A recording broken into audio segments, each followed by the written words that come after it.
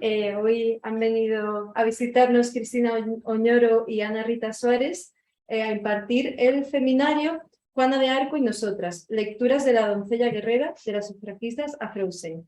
Está inspirado en uno de los capítulos del libro Las que faltaban. Cristina Oñoro es la escritora. Bueno, espero que lo disfrutéis. Muchas gracias. Gracias a ti. A ti, a ti. Bueno, en realidad en el contexto como del seminario, pero como la versión oficial es que es una conversación que hemos tenido varias veces pero nunca hemos terminado. Ese sería el título correcto que expresaba mejor lo que vamos a hacer un poco hoy.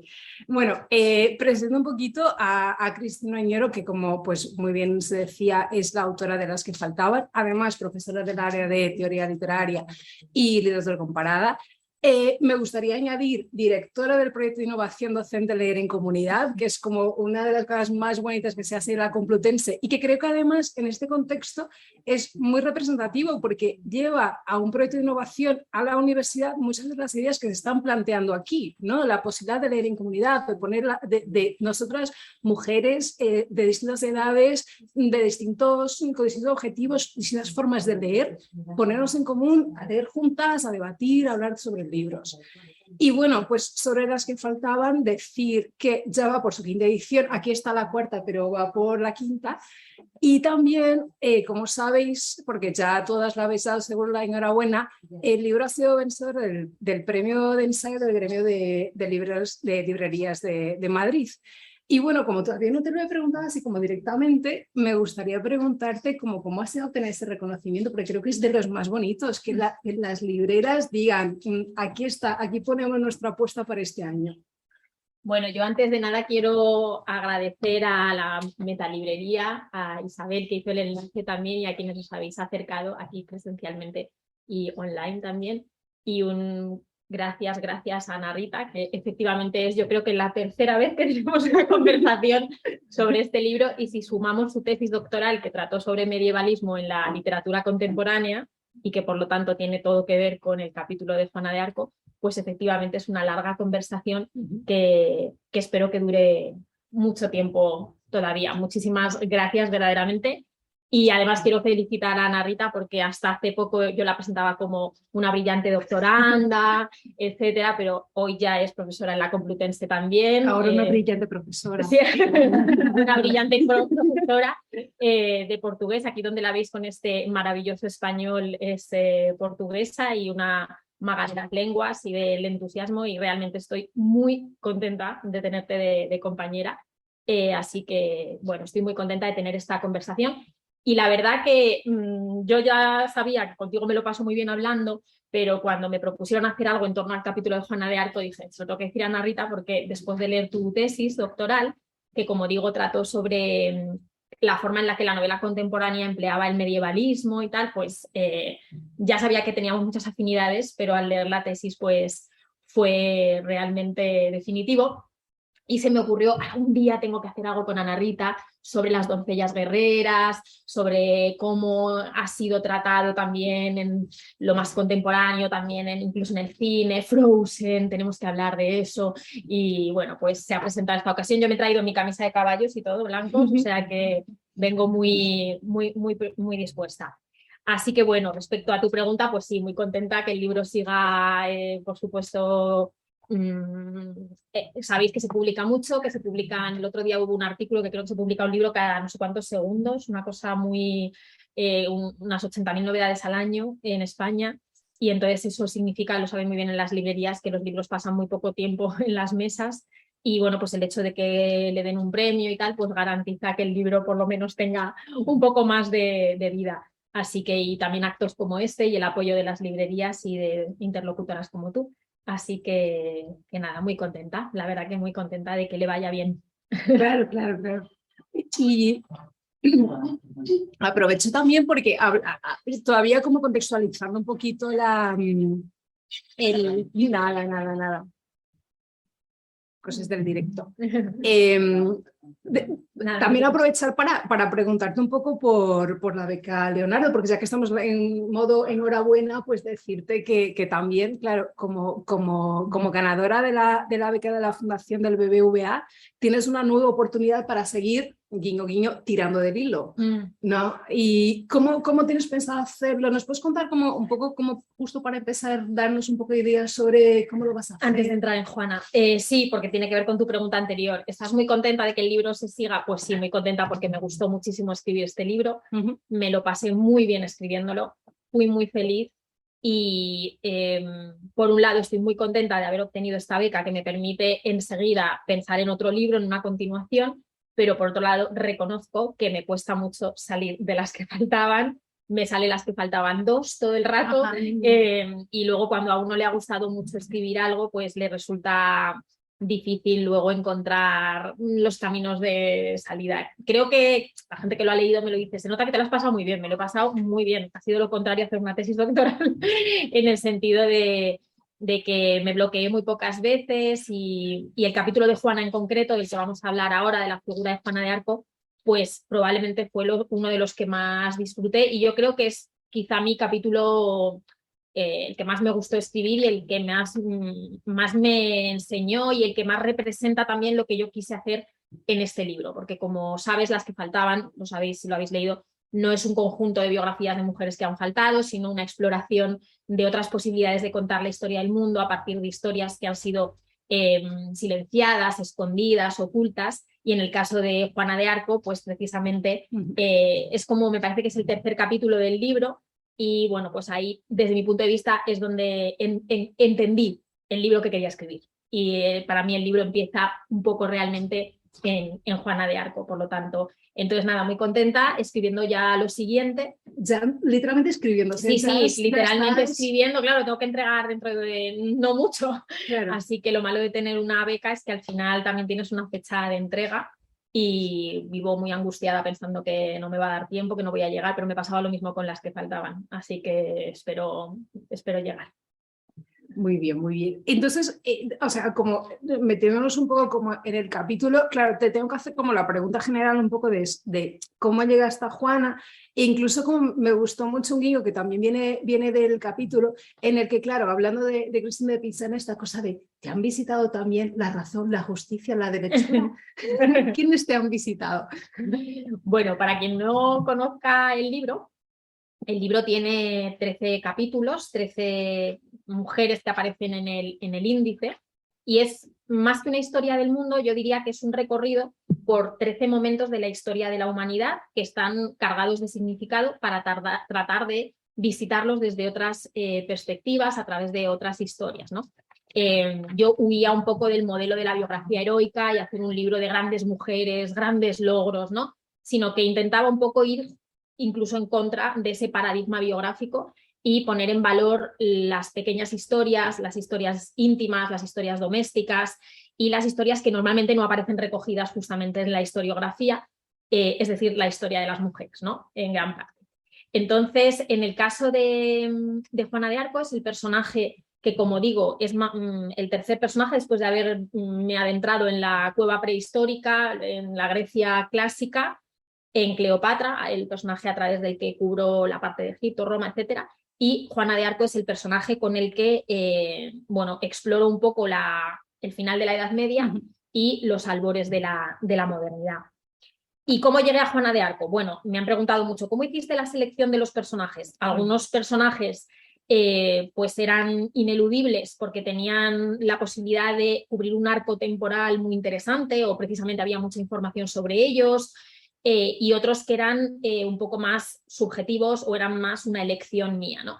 En el caso de Juana de Arco lo puse en el proyecto original, tampoco sabía muy bien, obviamente conocía quién era Juana de Arco, pero no era un personaje como otros del libro que yo hubiera estudiado, conociera, y fue pues a un personaje del que tuve que enamorarme, que fue algo que me pasó con otros. La propia Cleopatra, yo no había sido muy fan de Cleopatra de pequeña, luego he descubierto que sí que hay todo un equipo de gente, ¿no? Como muy fan de tal, pues yo Cleopatra no era un personaje que conociera, tuve que enamorarme de él.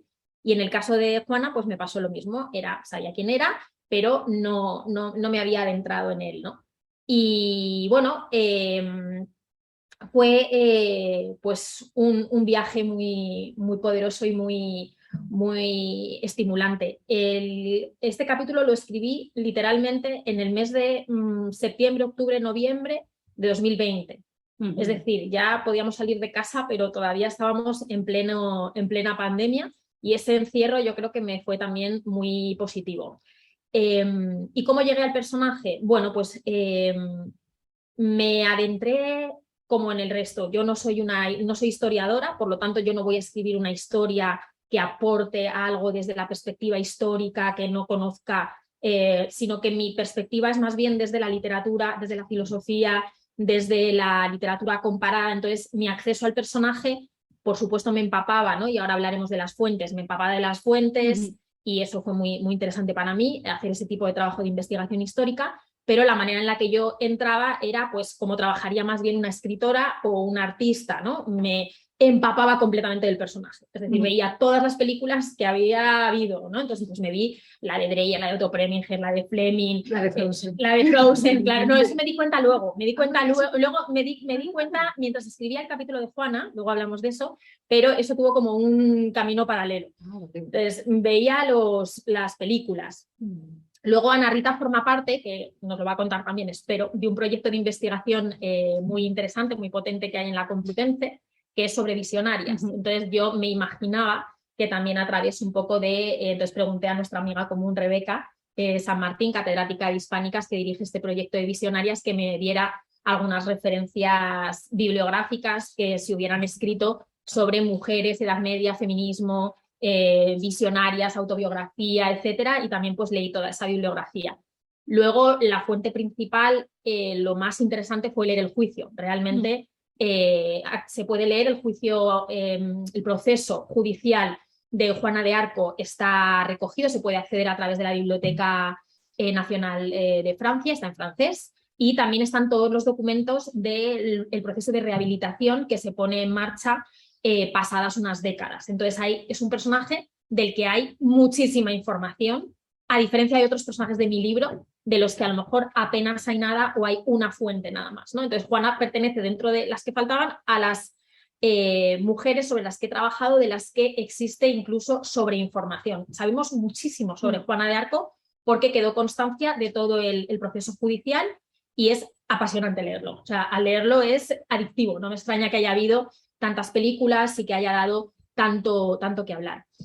Y luego otra vía de acceso al personaje fue la biografía de Vita Sackville-West, la amiga, amante, escritora, compañera de Virginia Woolf, que vi que era una de las biógrafas que habían existido, de las muchas biografías que se han escrito sobre Juana de Arco. Entonces pensé, me encantaría entrar al personaje de Juana de Arco a través de la mirada de Vita Sackville-West, que también es como la persona que inspiró la novela Orlando de Virginia Woolf, y como una de las razones por las que Juana de Arco fue condenada fue por precisamente vestir ropas masculinas pero responder a un nombre femenino, es decir, que había un juego de identidad, ¿no?, muy ambigua, pues me parecía que probablemente Vita Sackville-West se había sentido atraída por este personaje también por eso, ¿no?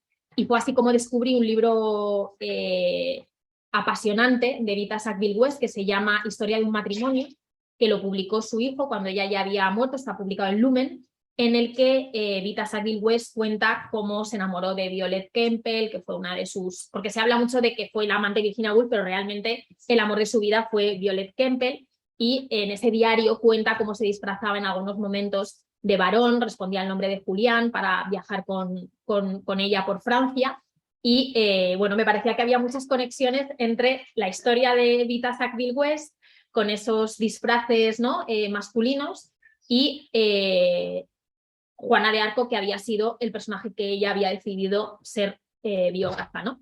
Entonces, bueno, pues a través de todos estos caminos, ¿no?, era la manera en la que yo exploraba a los personajes. O sea, como ves, no me ponía solo a hacer investigación histórica, sino que intentaba empaparme del personaje, me ponía muy atenta a todo lo que durante esos meses en que lo estaba escribiendo tuviera que ver.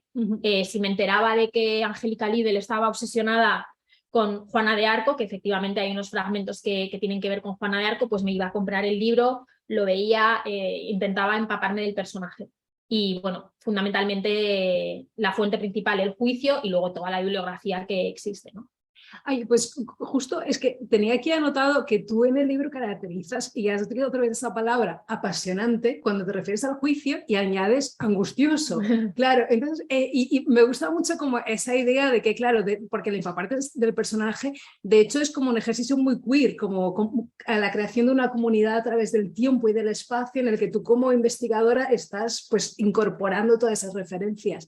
Entonces, me quedé pensando, por ejemplo, ¿te has encontrado con...? Explica esto un poco mejor. Porque Vale. yo lo entiendo muy bien porque es tu Claro, tesis, es el tema de tu como de tesis, bueno, pero es que les va a encantar. Cuéntaselo a nuestras amigas. Vale. Bueno, es que a mí realmente es una parte que me gusta mucho del tema de la investigación, que es, o sea, tendríamos como casi que partir desde el momento cero de Haraway, de la idea del conocimiento situado, ¿no? De como de todas las cosas que nos atraviesan como investigadoras, pues como historiadoras o incluso como escritoras de ficción, si fuera el caso, pues ese momento en el que tú te estás empapando esa relación con el archivo, pero no en el archivo en el sentido ese como tan viejo de guardián, ¿no? No es tanto eso, sino como la manera en la que tú eso, pues te dejas atravesar por ese personaje, como nada más ahora vemos las flechas cruzando nuestro cuerpo y eso de alguna manera te hace una relación pues muy emocional con el texto, ¿no? Y con el pasado, Y con con el el tiempo. pasado, claro. Y entonces, en particular,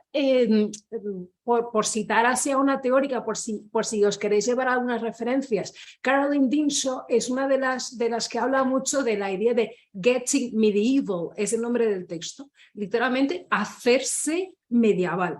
Entonces, claro, porque es muy interesante la forma en la que cuando precisamente, y pensad muy en esa circunstancia, ¿no? Como una mujer en el siglo XXI, investigadora, realmente como que se acerca a esta comunidad desde una perspectiva que es absolutamente anacrónica, porque el feminismo entendido tal como y como lo entendemos en la actualidad sería como una proyección absoluta que hacemos nosotras hacia el pasado. Entonces lo que ella plantea es la idea de que lo que estamos creando son comunidades a través del tiempo. De hecho, ahí también, por citar a otra maravillosa teórica, Elizabeth Freeman, también me gusta mucho el concepto que ella utiliza de temporal drag. Y pensada la inglesa, drag, arrastrar también, y el sentido de cambiar, ¿no? Entonces, otra vez, dialoga muy bien con nuestras doncellas guerreras, porque ella dice justamente como esa cuestión del disfraz, del cambio, del ponerse en la piel de otro, otra, ¿no? Como todas las posibilidades que tenemos de encarnar esos distintos papeles. Y entonces, claro, me gusta mucho en la posibilidad de hablando contigo, pues plantear un poquito como de qué forma todo esto, en la relación con el archivo, con los papeles, con las personas, con la información, cómo es que eso te atraviesa, incluso como las incoherencias, los interrogantes, las preguntas que te vas haciendo, ¿no? De qué forma te llegan a interpelar más o menos, y que creo que cuando tú además caracterizas al juicio como apasionante y angustioso, es evidente, no es un juicio objetivo, es que es abiertamente subjetivo, porque es las cosas que te han, además, en el nada casual final del 2020, pues todas esas relaciones son como muy personales, muy viscerales incluso. Entonces, bueno, pues por ahí quería llevar un poquito la pregunta como para pensar un poquito pues en... No sé, incluso esas cosas de que los temas de investigación que elegimos hablan tanto sobre nosotros como un poco dime con quién vas y te diré quién eres, ¿no? Entonces al final, pues aquí yo creo que es un ejemplo como muy claro de eso, de que este libro habla muchísimo sobre ti, ¿no? Claro, y viene muy al caso de algo que quizá habría que decir, ¿no? Y es que este libro nace de una crisis con la academia, con la escritura académica, con el tipo de investigación que hacemos en la universidad, que se nos obliga a hacer en la universidad y que para mí está en las antípodas de las razones por las que yo había querido estudiar filosofía o por lo que yo había querido estudiar literatura, ¿no? Yo recuerdo, como mis alumnas que están ahí, ¿no? Y asienten, pues haber tenido una buena nota en la selectividad y que, bueno, pues me costara mi esfuerzo convencer a mi familia de que yo quería estudiar literatura, ¿no? Entonces yo pensaba, yo no he hecho esto para luego dedicarme a escribir para que me lean en la Agencia Española de Evaluación, ¿no? En la ANECA, ¿no? Claro, ¿Para claro. quién trabajo? Para que me lean 2 personas, ¿no? Entonces el libro nació un poco de la voluntad de contarle a un lector mucho más amplio, de comunicarme con más personas, ¿no? Que con las que, por desgracia, muchas veces nos vemos obligados cuando hacemos un artículo muy especializado. Entonces, el libro básicamente tiene también esa parte, ¿no? De yo he estado en los archivos porque yo soy una investigadora, yo me dedico al estudio, me dedico a la investigación, pero es que el archivo está lleno de historias que parecen pura fantasía y pura ficción, muy entretenidas y que le encantarían a un lector mucho más amplio que simplemente el que estudia la figura de Juana de Arco, ¿no? Y entonces es el impulso con el que está escrito el libro, que es el de justamente llegar a un lector que también espero y aspiro que sea un lector riguroso, académico, pero que llegue más lejos. Como has dicho, me encantan los clubs de lectura, yo llevo clubs de lectura y en los clubs de lectura yo encuentro maravillosos lectores que no son profesionales, que no viven de los libros, pero que me daba cuenta los años anteriores que eran lectores muy generosos y con los que yo estaba deseando establecer una conversación y el libro forma parte de eso, ¿no? Entonces decías lo del disfraz, literalmente yo me disfrazaba de cada personaje un poco. O sea, era un poco como volver a retomar las razones por las que te gustaba leer y empaparte de algo. También favoreció mucho la pandemia porque fue un momento como de aislamiento, de excepción, las clases eran online, entonces era como que podías olvidar un poco que tenías otra vida y concentrar todas tus energías en algo y para mí fue un poco eso, ¿no? Entonces, por ejemplo, en el capítulo de Cleopatra, pues intentaba durante ese tiempo, buscaba cosas, me compré una pulsera de una serpiente. O, por ejemplo, cuando escribí el de Juana de Arco, como ahora vamos a hablar, que yo entré también un poquito por las sufragistas, cómo utilizaron la imagen de Juana de Arco, las sufragistas, pues me compré toda una cosa de las sufragistas y me fui, no, escribí a unas tiendas muy alucinantes que todavía me llegan mensajes para comprarme medallitas de Juana de Arco. Yo llamando a tiendas en Francia, ¿tenéis medallas de Juana de Arco? Era como, no tenemos, ya no se regalan. Entonces intentaba como encontrar muy fetichista en eso, pero lo acabas de describir muy bien, ¿no? Era como intentar volverse un poco Juana, volverse un poco Cleopatra, volverse un poco, porque lo que quería era básicamente disfrutar mucho y retomar un poco la pasión que me había suscitado siempre la literatura, la cultura, etcétera, ¿no? Y hay un punto que es un punto juego, porque había un punto de juego en todo eso, ¿no? Pero va más allá, ¿no? Tiene que ver con esa voluntad de no permitir de alguna forma esa distancia aséptica del estudio especializado, ¿no? Y creo que en ese sentido es obligatorio citar un libro fundamental que es El infinito en un junco, ¿no? Que es un libro maravilloso desde muchísimos puntos de vista, pero uno muy concreto también, y es que ha abierto un camino impresionante lleva 45 ediciones, y lo que demuestra es que el lector español, y por supuesto de fuera también, pero en nuestro país, quiere también este tipo de libro que llega de la academia, que llega del rigor. Irene Vallejo es doctora en clásicas, ha pasado mucho tiempo en los archivos, en la biblioteca, pero es capaz de contarlo de una forma que atraiga a un lector más amplio, ¿no? Entonces yo creo que El infinito en un junco en ese sentido es paradigmático de cómo se puede hacer un ensayo que esté basado en rigor, no me he inventado nada, ¿no? A pesar de que juegue con algunos recursos que son de la literatura, pero que llegue a un lector más amplio, ¿no? Volviendo un poco interesante, porque muchas historias que investigamos nos interesan mucho y verdaderamente dices, bueno, es que aquí hay una novela, o sea, es que el juicio de Juana o la forma en la que las sufragistas emplearon la imagen de Juana, pero claro, está escrito a veces de una forma tan especializada que no puede llegar, ¿no? Entonces yo creo que hay que o sea, a mí no digo hay que, pero a mí me encanta salir de ahí para llevar esas historias a un lector más amplio, ¿no? Ya para no hablar, porque de hecho en algún momento seguro que lo vamos tocando, de la ausencia de traducciones a veces que también condiciona esa recepción, ¿no? Y bueno, aprovecho un poco porque, bueno, si las que habéis leído el libro sabéis que como que los personajes, los ecos, las risas, como que van atravesando como todo el libro.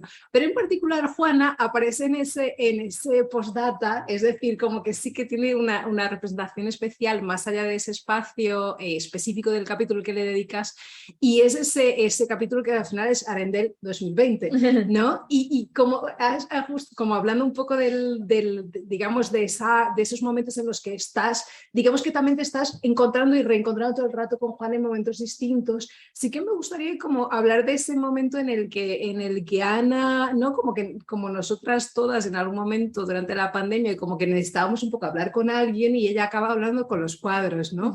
Que cada uno se vuelve loco un poco a su manera, ¿no? Y claro, y uno de los cuadros tiene esta idea que yo creo que también es un mensaje muy bonito, ¿no? Es esa idea de hang in there, como resiste, Juana. Que en ese sentido, además, sabéis que el verbo hang en inglés tiene ese doble sentido, ¿no? Porque tenemos, claro, el cuadro se tiene que mantener colgado y a la vez ella se tiene que aguantar y resistir, ¿no? Entonces, bueno, me gustaría que nos contaras un poquito, porque eso, me parece también tan bonita esa escena de tú con tu hija viendo la película, o sea, como que también como, ¿en qué sentido ese momento, por ejemplo, dentro de lo que es la preparación del capítulo, el momento previo, porque justo coincide en el tiempo, ¿no? ¿O es posterior? ¿Cómo es que eso, qué es lo que eso te mueve dentro de esta cosa de meterte en Juana, encontrártela ahí, en un lugar, digamos, donde a lo mejor no te lo esperas, ¿no? Una película de Disney, como tú muy bien planteas, además de las primeras con una perspectiva mucho más, en fin, que le da un aire, que Disney ya necesitaba un poco de brisa, ¿no? Como de otra cosa que las que crecimos en los 90 estábamos todo el rato siendo bellas durmientes. Entonces, ser de pronto doncellas guerreras, pues se nos plantea, pues es un cambio, ¿no? Bueno, me encanta. Bueno, esto es algo que surgió mientras escribía el libro y es lo que pasa cuando uno está abierto creativamente y está dejándose atravesar por esas flechas o ser visitado por voces, como le pasa a Juana en su historia, ¿no? Yo había dicho que iba a escribir en mi proyecto que yo mandé a la editorial, estaba Juana. Sí que desde el principio encontré rápido que Christine de Pizan, luego hablamos de eso, la protofeminista autora de La ciudad de las damas, había escrito un poema sobre ella en vida y yo ya sabía que iba a querer tratar de eso, pero tampoco había pensado cuando hice el índice nada más. Fueron coincidencias que fueron surgiendo durante la escritura. Entonces lo has dicho muy bien, no sabía que me iba luego a encontrar a Juana hasta la saciedad. Es decir, yo hice el libro cronológicamente, menos un capítulo, lo fui haciendo en orden. Y bueno, escribí el capítulo de Juana, que me llevó como 5 meses escribirlo, o sea, fue el que más tardé en escribir en tiempo. Y una vez que lo escribí, ya todo era Juana de Arco.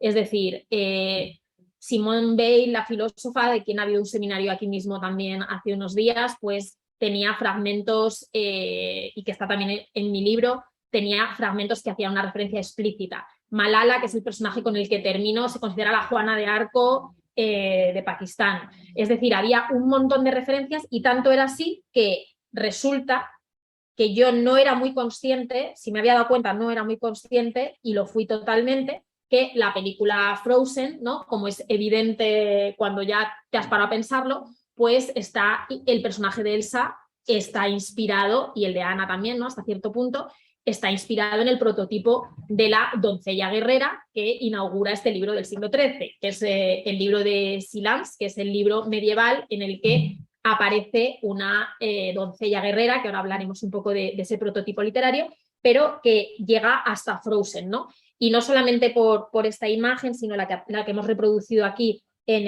el libro. Si habéis visto la película trata de 2 hermanas que tienen un enfrentamiento entre ellas, pero no se sabe muy bien por qué.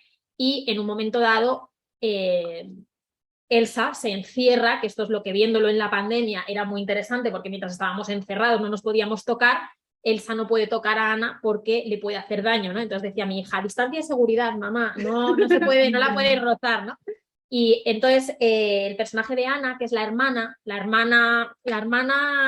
que, claro, haciendo memoria de las películas de Disney, todas las películas tienen hermanas que están enfadadas o que están peleadas o que se quieren matar o que quieren, ¿no? Entonces Anna es esa hermana que quiere jugar con Elsa y no entiende, no comprende de dónde viene ese enfrentamiento. Entonces, en un momento de soledad, una canción muy bonita, que es la de Hazme un muñeco de nieve, Anna está por el castillo, ya son huérfanas, está aburridísima, y está tan aburrida que habla con los retratos, ¿no? Que me parece además una escena muy interesante desde la perspectiva feminista, ¿no? Tenemos una princesa en una sala de retratos, ¿no? Está la historia recogida con esas imágenes y ella habla con los retratos, más va con la bicicleta, que es un símbolo que también tiene un potencial, un símbolo que en su momento fue un símbolo de emancipación femenina y que en el libro también tiene recorrido, y de repente se tumba en el sofá y el cuadro que mira es un cuadro de Juana de Arco. Si paráis la película, es un cuadro de Juana y le dice, como tú has dicho, hang on there, Joan. A veces no se ha percibido porque lo han traducido como Juan, Claro, o sea, si ves la traducción al castellano, parece Juan, pero es Joan, o sea, es Juana, que es el resistiré, que también, claro, en medio de la pandemia, resiste Juana, ¿no? Era un poco todo tenía un significado. Y luego la imagen final con la que el gesto de amor verdadero que se le pide que se pide para deshelar el corazón, etcétera, que es el gesto que finalmente hace su hermana y que va a estar convertida en estatua de hielo, y es exactamente la misma imagen que ella ha visto de Juana de Arco con la espada al comienzo de la película en la sala de los retratos, ¿no? Entonces decía, bueno, es que está Juana hasta aquí, ¿no? Cosa que tenía todo el sentido porque Disney al final trabaja con símbolos. Y Juana es un personaje que ha salido de la historia para transformarse en un símbolo, como otros personajes, como puede ser Cleopatra, ¿no? Que salen de lo histórico para transformarse y para ser apropiada por muchas ideologías distintas, ¿no? Como hago ver un poco en el libro, Juana de Arco fue símbolo para las sufragistas, ahora si quieres hablamos de eso, pero también es un símbolo de un catolicismo reaccionario. Marie Le Pen reúne a los pies de la estatua de Juana, ¿no? Sus concentraciones. Es un personaje que tiene, como otros, esa capacidad de casi salir del territorio de la historia para ser un mito, una leyenda, y poder ser reapropiada y resignificada con el paso del tiempo. Entonces, me encantaba que Frozen, que siempre ha sido una película que la verdad me gusta mucho porque me parece que es una película con unas canciones maravillosas y con una historia interesante, ¿no? de analizar, hubiera empleado, entre otras cosas, el prototipo de la doncella guerrera, no solo en el personaje de Anna y en su diálogo con el cuadro, sino la propia Elsa en el caballo. En la segunda parte de la película oye las voces, hay toda la historia de las voces que la llaman, y en esa imagen, en el caballo blanco que atraviesa el paisaje, pues también hay ecos de ese. Y un poco Juana se convierte en las que faltaban. Las historias están relacionadas entre sí, no es una colección de biografías estancas, sino que se producen coincidencias, simetrías. Viajo en el pasado, como tú dices, de una manera volviéndome también medieval, volviéndome ilustrada, ¿no? Entonces hay conexiones, y Juana es uno de los ejes que yo no me lo había planteado en un comienzo, pero que después sin duda va atravesando el libro, porque no sé, donde estuvieron Marie Curie y Pierre Curie, que también están en el libro, de viaje de novios y paseaban en bicicleta, pues era en Compiègne, que es donde la apresaron, ¿no? Y aquí está otra vez Juana, ¿no? Entonces, bueno, también yo soy un poco, en ese sentido, neurótica, buscando todas las conexiones, ¿no? Y me encontraba Juana cada dos pasos, pero bueno, tiene que ver con esa capacidad de transformarse en un símbolo, en una leyenda que es resignificada, ¿no? Con el tiempo.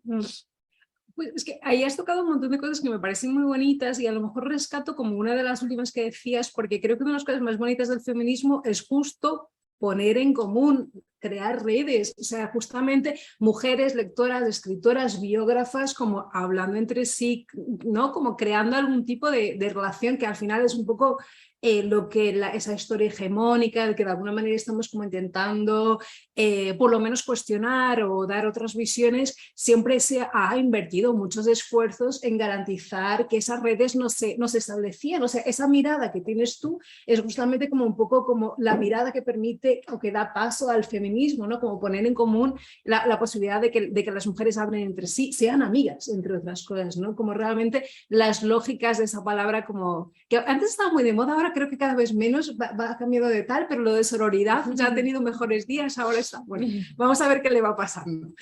Entonces, bueno, me gustaría entonces a lo mejor, como por tirar de un hilo otra vez, hablar sobre justamente pues una de las relaciones más bonitas, que es también la relación entonces con Vita, ¿no? O sea, la manera en la que ella también se hace como un poco como que, porque claro, elegir otra vez a Juana de Arco para escribir una biografía es una lección que demuestra mucho, o sea, que habla mucho sobre ella, ¿no? Sobre Vita.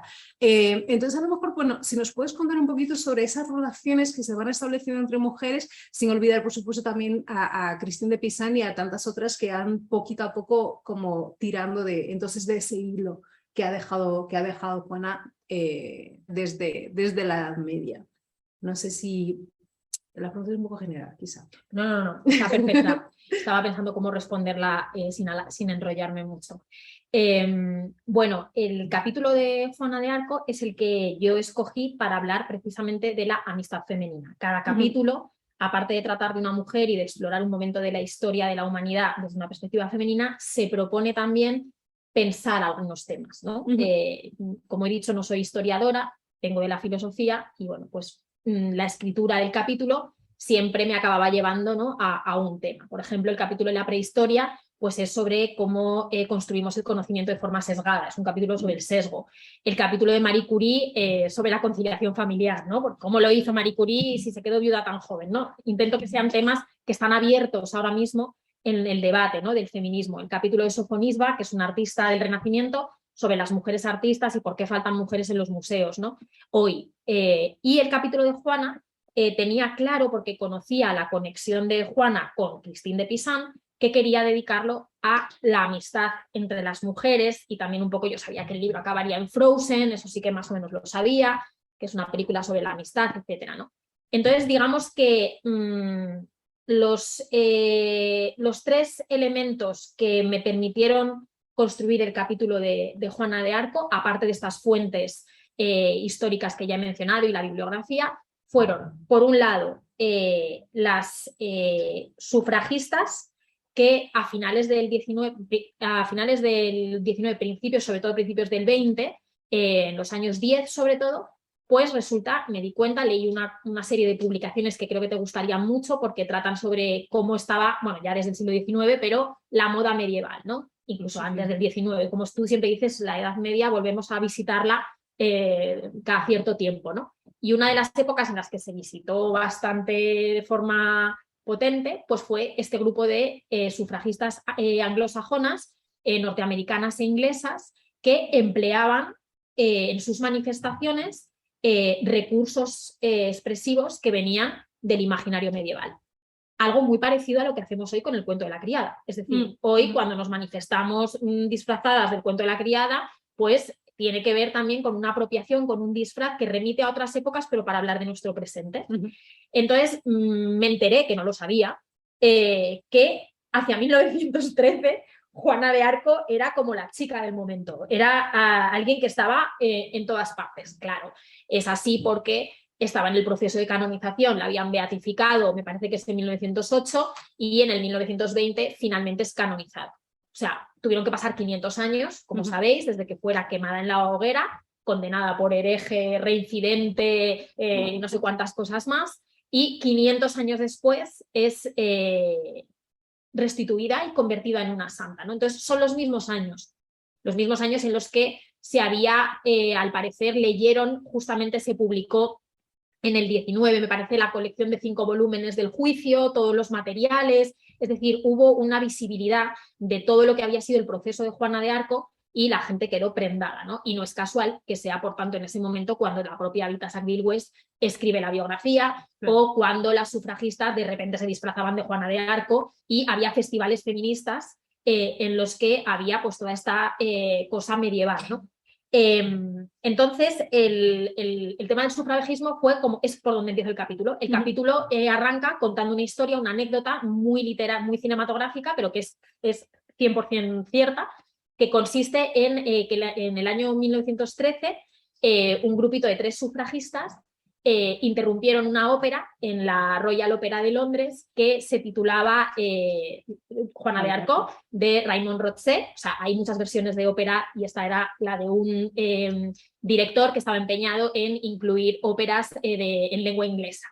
La ópera no debió ser muy buena porque está publicado, que yo lo he leído, la crítica que hubo en el Times, que por eso me río en el capítulo o sea, incluyo todo eso, es todo verídico. Se puede encontrar el programa que hicieron en seda, porque fueron a la representación el rey Jorge y la reina María.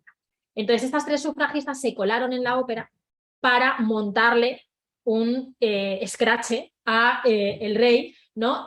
Interrumpiendo la ópera sobre Juana, y en el momento del descanso estaban confundidas con el público, sentadas en un palco enfrente del rey, y en el momento en el que es el descanso se levantan y con un megáfono a lo Emily Pankhurst, que estaba en ese momento encerrada, le dijeron al rey que si le había dado mucha pena la historia de Juana, que las sufragistas lo estaban pasando igual de mal, que estaban encarceladas, que estaban por su culpa condenadas a comer por una sonda porque no les dejaban hacer la huelga de hambre y que era un hipócrita y qué tal. Esto traía cola porque poco tiempo antes ya le habían montado otra parecida a este mismo rey, que está, de hecho, lo podéis buscar en internet, que fue durante las carreras, durante el derbi de las carreras de caballos, que Emily Davison, que era una de las feministas también sufragistas del momento, en medio de unas carreras de caballos con el rey allí presente, se lanzó a la pista de los caballos, lo podéis ver en internet porque lo recogieron las cámaras, para intentarle poner una banderita con el emblema del partido de las sufragistas, ¿no?, en la brida, y el caballo la arrolló y ella murió a los pocos días, y fue también un momento muy importante donde se cuestionó hasta qué punto habían llegado las sufragistas, ¿no?, de utilizar medios violentos que habían puesto, ella había muerto y además había puesto en riesgo de vida a los jinetes, porque era el caballo que ella quiso coger, era el caballo que era el caballo del rey, ¿no?, con el jinete del rey, ¿no? Y bueno, pues todo esto generó toda una polémica, y esto fue unos meses después solamente. Y lo que se dijo y trascendió es que Emily Davison había tomado la decisión de lanzarse a los pies del caballo el día antes en un festival que habían organizado las sufragistas, que habían puesto coincidiendo con las carreras, que habían puesto una estatua de Juana de Arco, y ella había leído la frase "continuar luchando y Dios nos dará la victoria", ¿no?, que es el título del capítulo.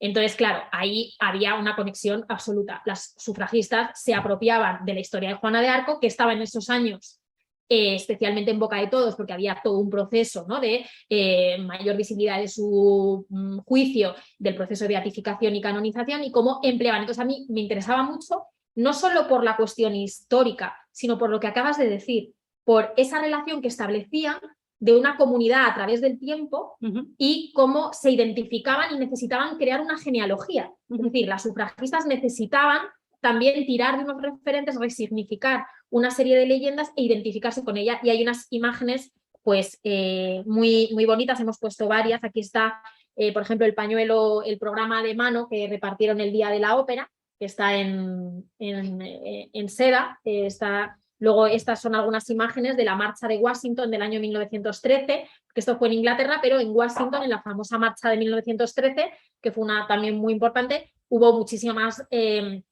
danzas, es decir, muy cercano a lo que hoy son las manifestaciones, ¿no? Una forma muy contemporánea también de entender el activismo, la presencia en la calle, utilizar elementos, ¿no?, que llamaban la atención, y también se disfrazaban de Juana de Arco y llevaban el estandarte de Juana de Arco, ¿no? Y bueno, pues en el entierro que hubo de Emily Davison, por ejemplo, que acompañaron el féretro como si fuera una soldado caída en la guerra, pues escoltaba el féretro, pues el Si Howey, que era otra sufragista disfrazada de Juana de Arco en un caballo blanco, ¿no? Entonces, bueno, ese camino fue uno de los que tomé para entrar al personaje de Juana de Arco, porque eso es algo que aparece todo el tiempo en el libro, que es me acerco al personaje desde los debates del feminismo de hoy, desde la mirada de hoy, desde no, digamos, que con una especie de voluntad histórica de reconstruir al personaje, sino más genealógica que arqueológica, ¿no? Claro. Más genealógica que arqueológica.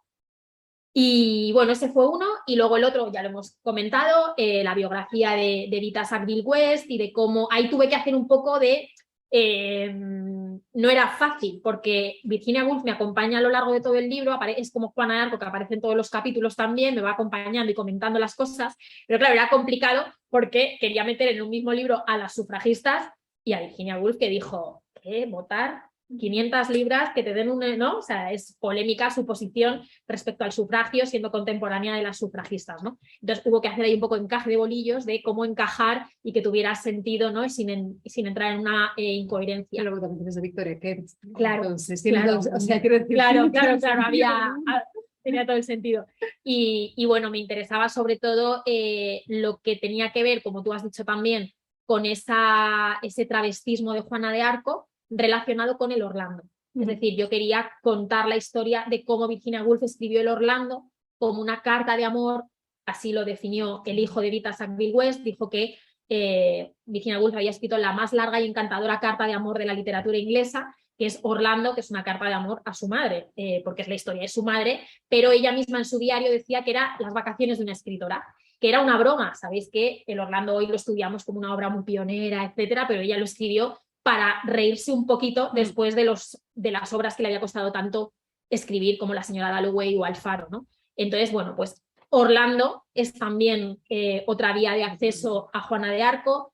Me interesé mucho por los personajes de otras religiosas que se habían, menciono algunos, porque Juana de Arco no es ni mucho menos la primera. Entonces, bueno, pues personajes del mundo de la religión, pero también del mundo militar, que se habían, como las doncellas guerreras, ¿no? La Virgo Bellatrix, que es el nombre que define al prototipo de la doncella guerrera, y era un poco también ese, pues, otro camino, ¿no?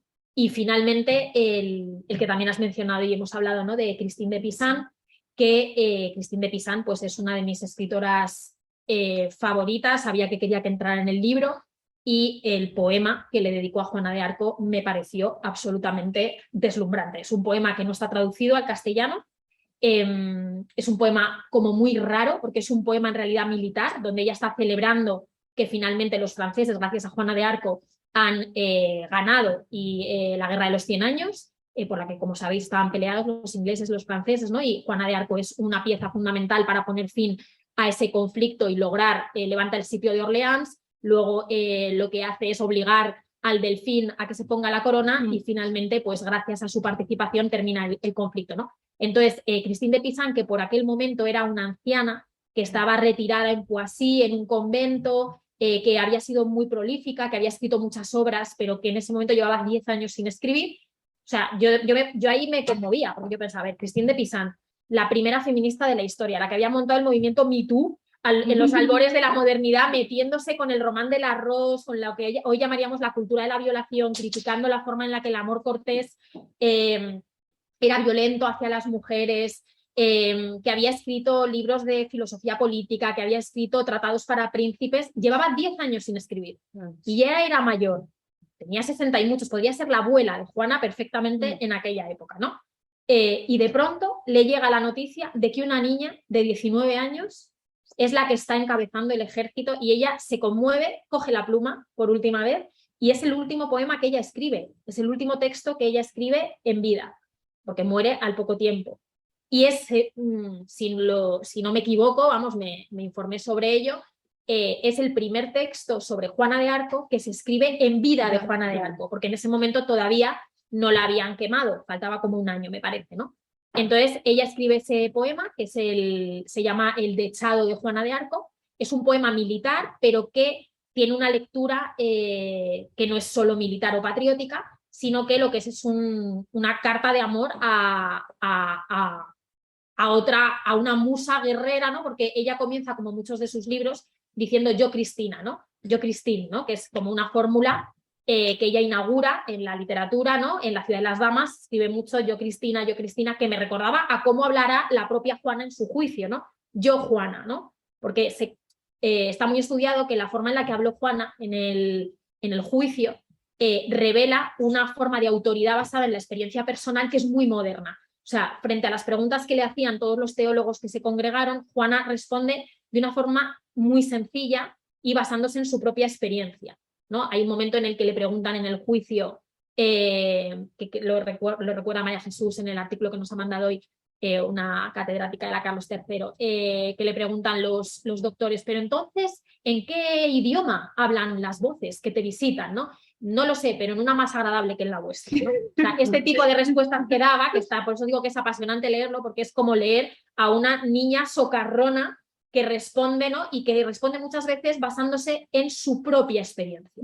Que esto es algo muy, diríamos hoy, propio de ese conocimiento situado, ¿no? Del feminismo, esto es lo que dicen los libros sobre nosotras, pero nosotras tenemos otra experiencia, ¿no? Tengo otra experiencia, y hay una afirmación de la autoridad no institucional, sino carismática, que es un poco lo que representa también Juana como una autoridad, y es lo mismo que Christine de Pizan, que esa fue su lucha, ¿no? Yo Cristina, ¿no? Yo Cristina contra los discursos misóginos, ¿no? Entonces todo el poema está establecido con yo Cristina, tú Juana, yo Cristina, tú Juana, ¿no? Entonces hay como un baile, un yo y un tú, que es el de ellas, ¿no? Nunca se conocieron, no tenían nada que ver. Juana de Arco era analfabeta, era guerrera, era joven, era la espada, ¿no? Y ella, en cambio, pues es una sabia, una erudita, y un poco leí el poema como un poema inspirado por una doncella guerrera a esta escritora. Y bueno, esos fueron un poco los tres tal, y en el centro el ensayo de Montaigne sobre la amistad, que como sabéis, en el famoso ensayo sobre la amistad de Montaigne, pues que es precioso, es una cosa no quita la otra, pues él decía que las mujeres, lo dice textualmente, las mujeres no podían ser amigas porque su inteligencia no aguantaba, ¿no? El nudo que requería una relación de amistad, ¿no? Y es muy conocido ese ensayo porque hay un momento en el que Montaigne dice que le dedica a Etienne de la Boétie, que es su gran amigo, le preguntan, se pregunta a sí mismo ¿por qué era mi amigo? ¿O por qué yo estaba tan unido a Etienne de la Boétie que había muerto, ¿no? Y entonces él dice, y pues no hay respuesta. ¿Por qué era él? ¿Por qué era yo? ¿No? Que está como, ¿por qué eres amigo de alguien? Pues porque al final es alguien que te ha tocado, ¿no? Es alguien singular, alguien... Y a mí me recordaba, yo Juana, tú, yo Christine, tú Juana, ¿no? O sea, esa relación bastante antes que Montaigne, porque el ensayo de Montaigne es de casi un siglo después, en el que vemos una relación de admiración entre dos mujeres, que para mí el eco de esa admiración de Christine de Pizan hacia Juana de Arco, pues todavía se escuchaba en las sufragistas que tantos siglos después siguen apelando al fantasma de la doncella, siguen mostrando la necesidad de tejer esa genealogía entre mujeres, ¿no? De hecho, bueno, una pregunta así como bastante rápido, porque al leer el capítulo recuerdo como preguntarme un poco en algún momento me daba la sensación de que tú tenías como un poco de ganas de dedicar también el capítulo a Christine de Pizan, pero tenías que elegir una de las dos. O sea, en algún momento como que estuvo ahí esa duda de a lo mejor utilizar a Christine como realmente como, digamos, el personaje que reivindicas realmente desde el primer momento, o siempre tuvo sentido que fuera Juana.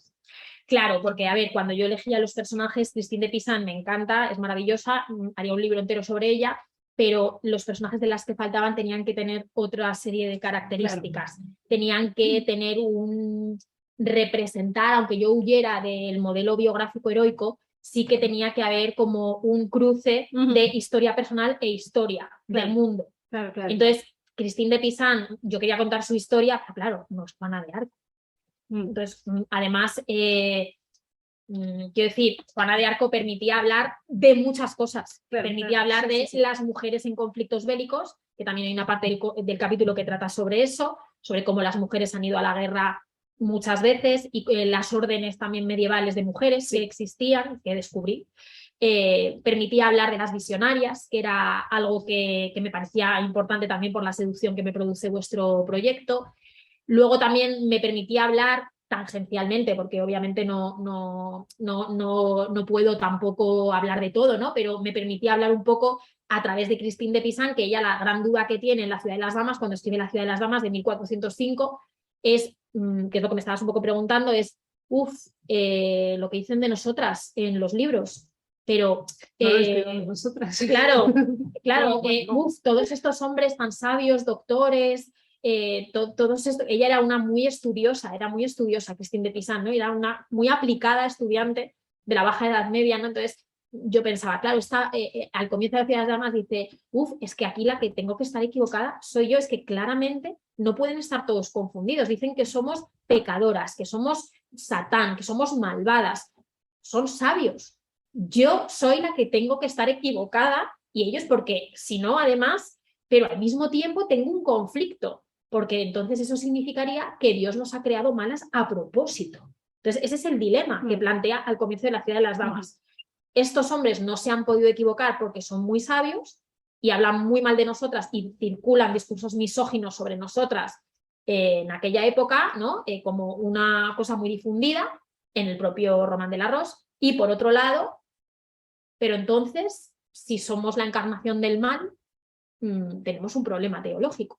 ¿Por qué nos ha creado Dios mal a propósito? ¿No? Entonces, para ella, la aparición de Juana de Arco es como un doble milagro, ¿no? Porque el milagro es que hay una joven que encabeza un ejército, pero hay otro milagro que es como, lo sabía, Dios nos ama. Y el poema lo dice varias veces, ¿no? Dios nos ama, Dios la ha elegido.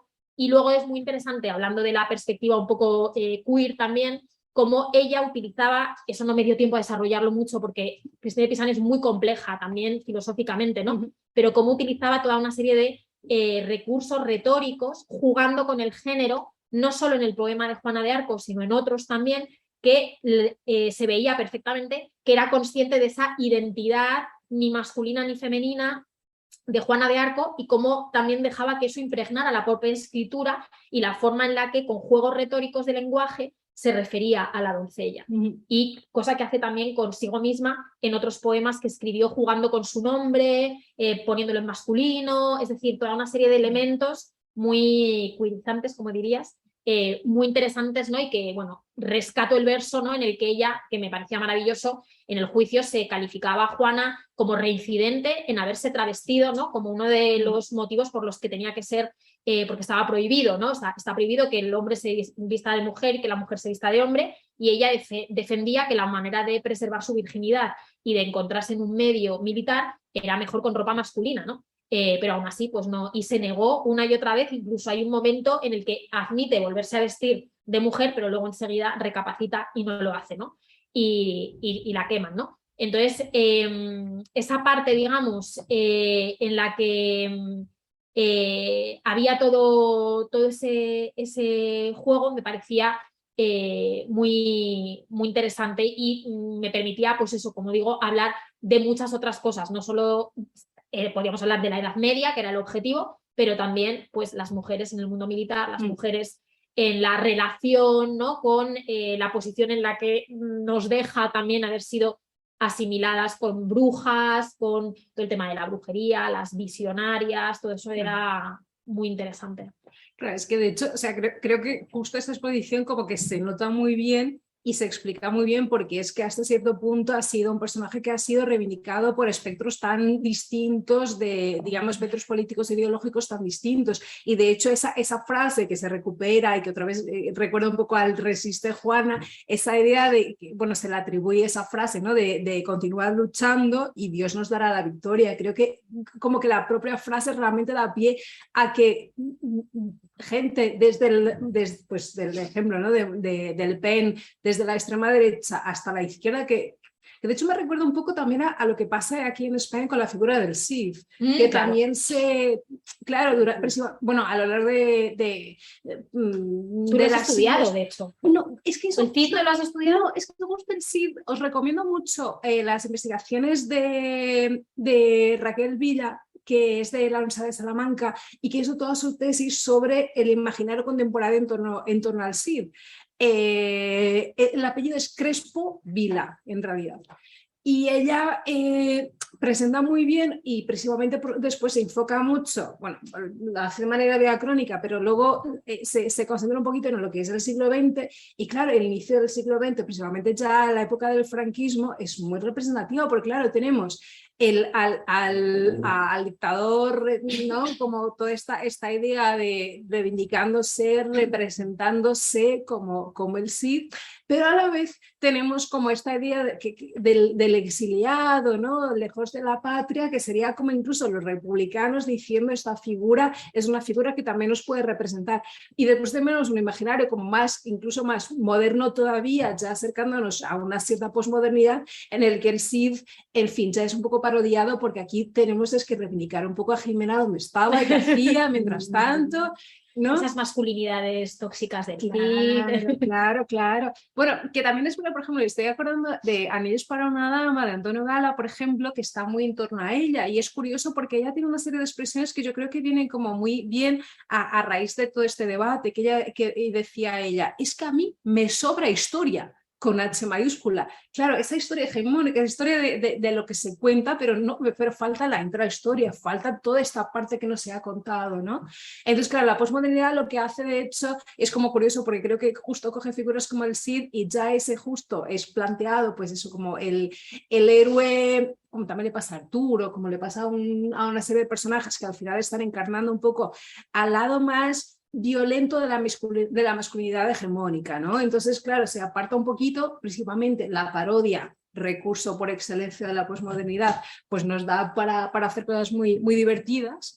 Y claro, todo con un mismo intento, ¿no? Que es como justamente pues, plantear una historia distinta, ¿no? Que cuente el mundo, pero que cuente la literatura, que hable de la Edad Media desde otra perspectiva. Y de cómo hemos construido también esos relatos, ¿no? Claro. Porque claro, Ana Rita y yo tenemos también en común que las dos hemos hecho nuestra tesis de posmodernidad. Mi tesis es sobre posmodernidad. Mi literatura favorita durante mucho tiempo fue la literatura posmoderna. Entonces, lo quiera o no, mi mirada ya está con esa perspectiva que tú dices, ¿no? Acercándome a Juana, pero como buena posmoderna no caigo en la ingenuidad de creer que yo puedo contar Juana. Claro. Cuento Juana a través de las sufragistas, a través de Frozen, a través de Christine de Pisano, cómo hemos construido el imaginario en torno a Juana y qué nos dice Juana de nosotras, ¿no? O sea, esa es la voluntad que yo tenía, ¿no? Es que de hecho tenía una pregunta para ti, pero bueno, a lo mejor la quería dejar así para el inicio, pero viene tan ahí, que era, ¿consigues hacer como una frase, yo, Cristina, y luego, y para hablarnos un poco, o sea, como para introducir ahí el libro? No, me da mucha vergüenza. Cristina. Mira, con Christine de Pisano me pasa lo mismo que contigo, y es que tengo la sensación de que somos la misma persona. Quiero decir... Ay, ¿cuál es un mapa astral? Es que claro, eso... Es que no, nos están grabando, ¿eh? Pero es que Ana Rita y yo tenemos exactamente la misma carta astral, que es la de Christine de Pisano. Ay, eso no lo sabía, Sí, ¿en serio? nació mi día, o sea, es como muy parecida. Entonces, cuando digo que somos la misma persona, me refiero a que comprendes perfectamente los mecanismos de pensamiento. No sé si os habrá pasado que hacéis todas así, pues con un cineasta, con un pintor, con un escritor, que de pronto ya no es que te guste, como diría mi amiga, es más que amiga, es hermana de la amistad, ¿no? O sea, es más. Entonces es más, bueno, pues como que comprendes y le pillas todas las bromas. Y yo leyendo tu tesis me decía, bueno, es que Ana y yo somos como la misma persona en otra generación, ¿no? Porque eres un poco más joven, un poco bastante, pero como que entiendes perfectamente los mecanismos en que te fijas y todo. Y entonces con Christine de Pisano me pasó siempre, mucho antes de escribir este libro ni nada, que yo leía La ciudad de las damas y era como, pero es que esto, y de hecho siempre digo que a mí mi nombre no me gustaba, no le encontraba ningún significado, hasta que descubrí el personaje de Christine de Pisano. Así que no, yo no me atrevo a decir yo Cristina, ni mucho menos, pero a través de Christine de Pisano, pues claro, evidentemente me encanta. Y desde que sé que además es de mi día, más o menos de mi día, y una alumna me dijo, pero sí era evidente, que era de Virgo, canta la legua. Sí. Bueno, pero nosotros, claro, coincidimos en el ascendiente, la luna, todo. O sea, para que no penséis que esto, en fin. Pues bueno, a lo mejor abro rápidamente un poquito el turno de preguntas si no tengo otras ideas, pero me gustaría también, no sé si tenéis alguna cuestión que queráis plantear. Adelante. ¿Me das tu nombre, porfa? Mi nombre es Aurora. Aurora, vale, encantado. Yo he vivido y trabajado en Francia y cuando mencionabas esto de la captación de Juana de Arco por parte de la extrema derecha, me parece terrible, porque además la izquierda ignora por completo a Juana de Arco. Es decir, yo jamás he escuchado ni a Hollande, ni a Jospin, ni nadie. Es decir, es una figura que está histórica, abandonada, pero sí entiendo, teniendo como tiene tantos matices, tampoco las feministas francesas. Es decir, me está interesando muchísimo lo que estáis hablando porque es abrir una luz muchísimo más amplia sobre esa figura que está prácticamente presa en manos de la ultraderecha. Y cuando Marine Le Pen llegue al Elíseo, que es casi seguro dentro de 3 años, pues a lo mejor coloca esa pequeña estatuilla que hay en la calle Rivoli, la va a colocar en los jardines del Elíseo, ¿no? Sí, yo también he vivido en Francia y tienes toda la razón. Nunca, es verdad que tampoco estaba abierta y tan atenta, pero claro, tampoco conozco hoy día, digamos, cómo podemos poner algún ejemplo distinto. Quizá tú también sabes más porque tú estás realmente en lo contemporáneo hoy.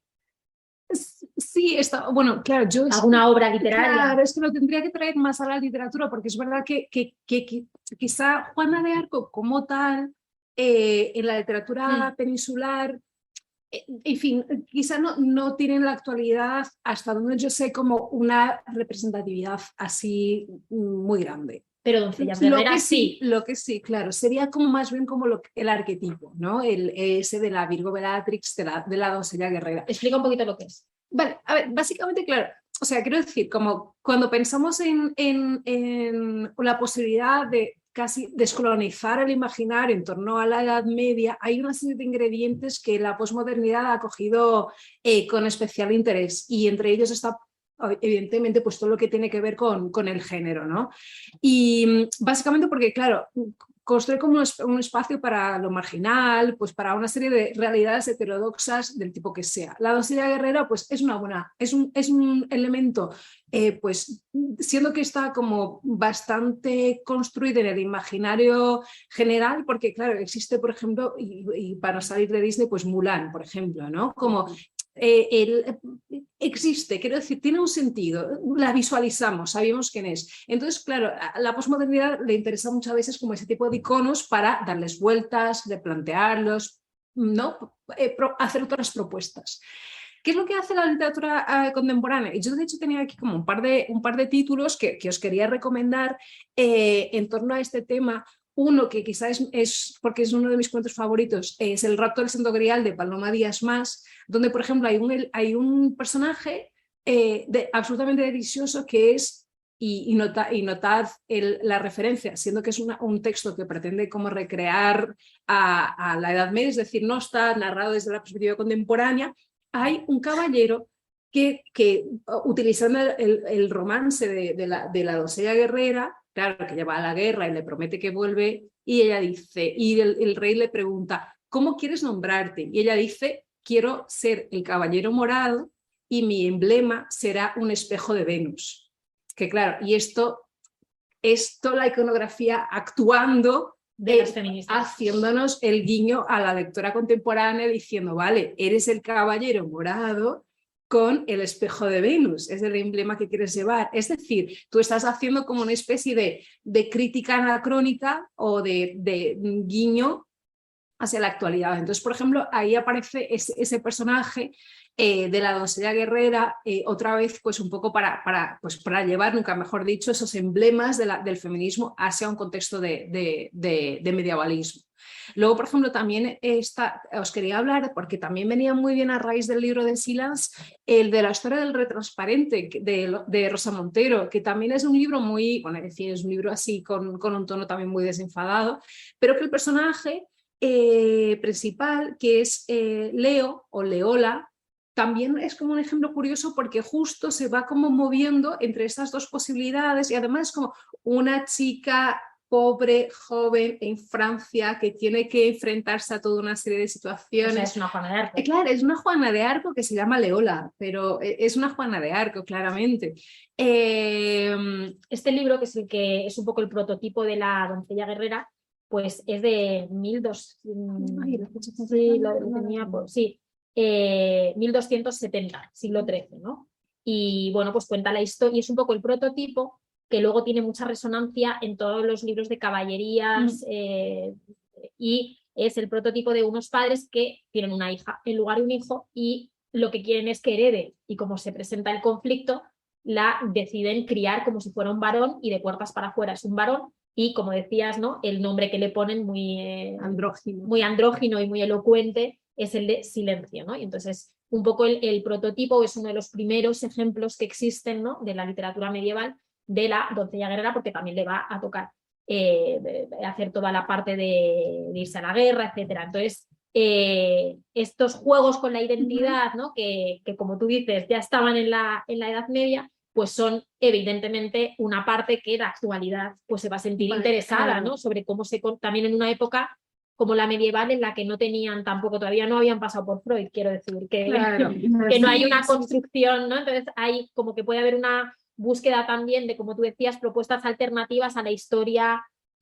más occidental, ilustrada, ¿no? Es que yo estaba pensando, porque de hecho, como si ponemos como de un lado, pues por mencionar la historia de lo transparente y de otro lado el libro de Silans, creo que las dos de hecho plantean como una misma pregunta, pero claro, en la Edad Media era muy típico como inventarse diálogos alegóricos. Entonces, en este hay dos personajes que son súper interesantes, que es Nature y Nurture, que vendría siendo como la naturaleza y la educación, que es básicamente el mismo debate que está en la teoría feminista queer actual y que está en la historia del transparente simplemente camuflada con una serie de acciones, una diegesis pues, más compleja.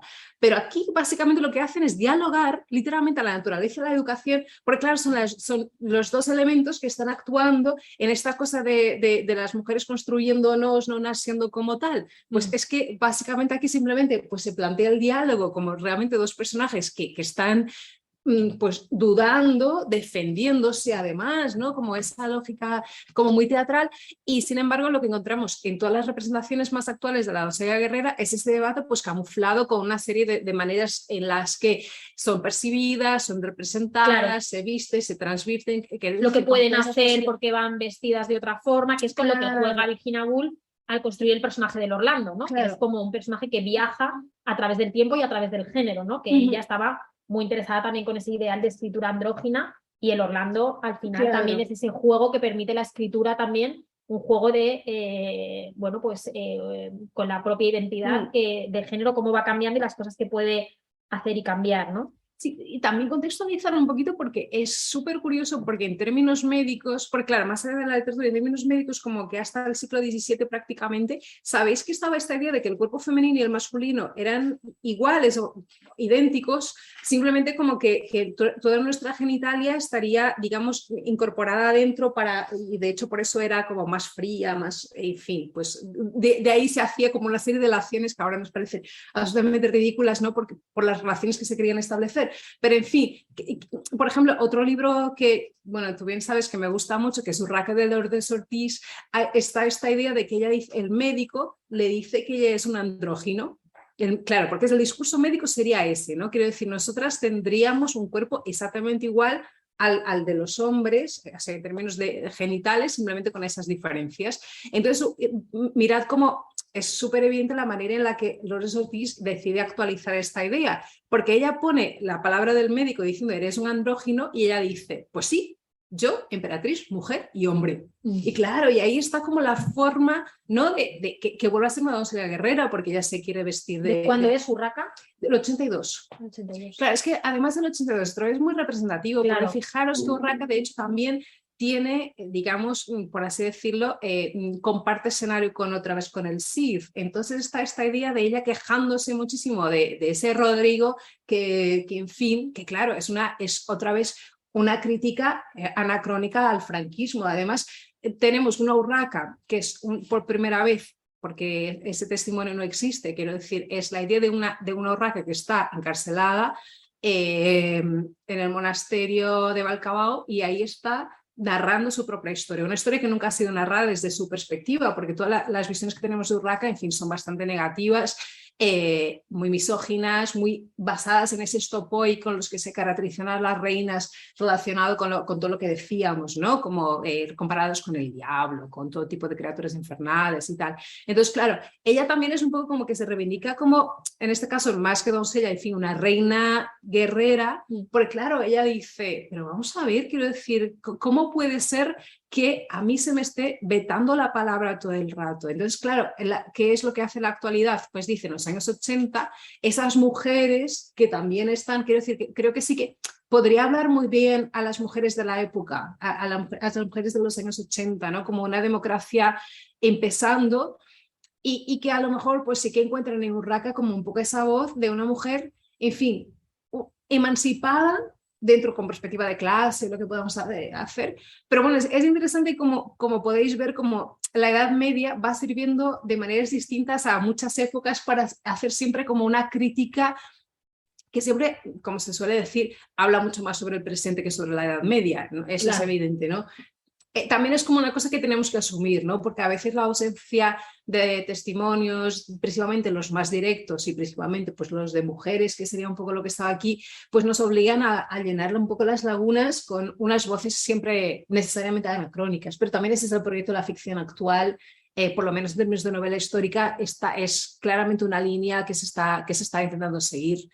Y supongo que en Francia lo que pasa es que se identifica mucho con la Juana del patriotismo, ¿no? O sea, el decir, entonces, claro, es un símbolo que para nosotros es más ligero de llevar, sí. Y podemos resignificarlo, claro.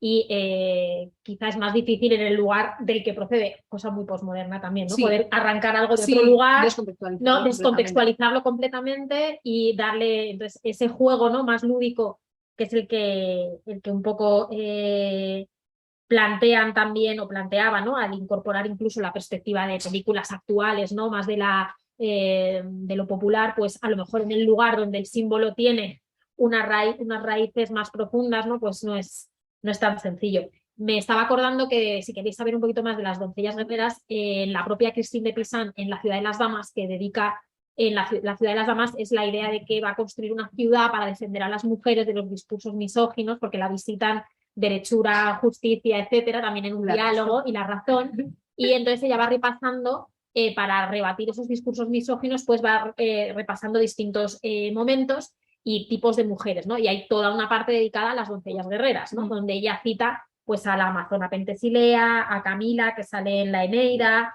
a Zenobia, la reina de Palmira, a Berenice de Capadocia, son las primeras piedras, ¿no? Que va haciendo. Cuando ella escribe La ciudad de las damas, Juana de Arco no ha nacido, ni siquiera ha nacido, ¿no? Pero mi teoría un poco es que cuando ella escucha hablar de la doncella guerrera, a punto ya de pasarse al otro barrio, una anciana ya que lleva 10 años sin escribir, Juana de Arco es la última piedra de esa ciudad, ¿no? Y por eso que escribe ese poema, que es un poema patriótico, militar también, pero que está apropiado y transformado en un poema de admiración de una mujer hacia otra mujer. Es lo que a mí me interesaba. Como Christine de Pizan se apropia también de unos recursos expresivos y de un género, ¿no? Como es el dechado, que es el típico poema que se hace en época bélica para exaltar logros militares, pero en lugar de utilizarlo solo para eso, se lo apropia y lo transforma en un poema de admiración de una mujer escritora hacia otra mujer. Creo que ya es un poco... Sí, sí, bueno. No sé si tenéis a lo mejor alguna última cuestión que os gustaría plantear. ¿Sí? A mí me gustaría darte la enhorabuena, porque es que es un librazo. Muchas gracias, muchas gracias. Y yo, como historiadora que soy, o sea, es que es una maravilla. Muchas gracias. Porque, nos hemos conocido gracias a este libro. Porque o sea, al menos la Universidad de Alcalá, cuando yo estuve, el tema de mujeres, suspendió, vamos. O sea que muchas gracias. No, gracias a ti. Porque muchas gracias. Aprendo más de historia fuera de la carrera que en ella. Bueno, gracias. Sí, no, bueno, muchas gracias el libro, de hecho, bueno, sí que a pesar de que evidentemente pues no es un libro de investigación de esta forma que decíamos, sí que sabéis que tiene al final como toda la información para que podáis seguir con las notas. Sí, tiene 100 páginas de... Claro, quiero decir como no también es para todos los públicos, pero es verdad que un público como que a lo mejor vaya a buscar información de quiero profundizar mucho más sobre esto, sí que se encuentra con todo lo que necesita para poder hacerlo. Entonces... Era un poco mi objetivo, que cada capítulo, como decía, intenta abordar debates abiertos del feminismo, ¿no? Está escrito en unos años, los previos a la pandemia, de muchísimos debates, ¿no? De todo tipo, y lo que pretendía de forma un poco tangencial era que cada capítulo pues nos llevará a hablar de eso, y en la bibliografía que hay detrás, en la que está un poco basado el capítulo, pues son oportunidades que puede haber para profundizar en ese personaje o en la forma en la que se ha utilizado. Por ejemplo, en el de Juana de Arco pues hay bastantes referencias a eso. A mí me interesaba mucho la parte que os he comentado de cómo estas sufragistas, disfrazándose de Juana, inventaban nuestra forma contemporánea de manifestarnos, ¿no? Es muy contemporáneo la idea de hacer un poco de performance, ¿no? En la vía pública, ¿no? Y tener como llamar la atención a partir de códigos visuales. Entonces también reivindicaba eso, porque se ha solido identificar el feminismo con falta de sentido del humor o tal, y es como, mira qué divertidas eran, que estaban aquí haciendo un montón de guiños, ¿no? Así que bueno, hay toda esa parte también. Sigue siendo un poco hit girl en la actualidad. Sí. Belén nos mira, porque debe ser que tiene que cerrar. Así que bueno, muchísimas gracias. A vosotros, muchas gracias. Gracias. Gracias.